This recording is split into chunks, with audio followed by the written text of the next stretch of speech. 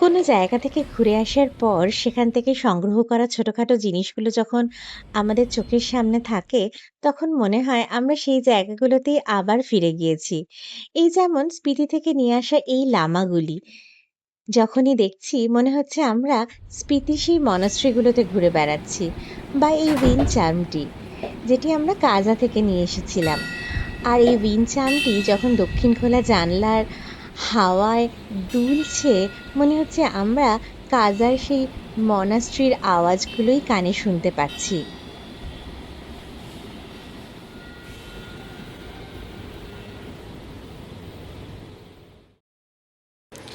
এই ড্রিম ক্যাচারটি দিয়ে যখন সকালবেলা সূর্যের আলো এসে চোখে পড়ছে, মনটা হয়ে যাচ্ছে ভালো।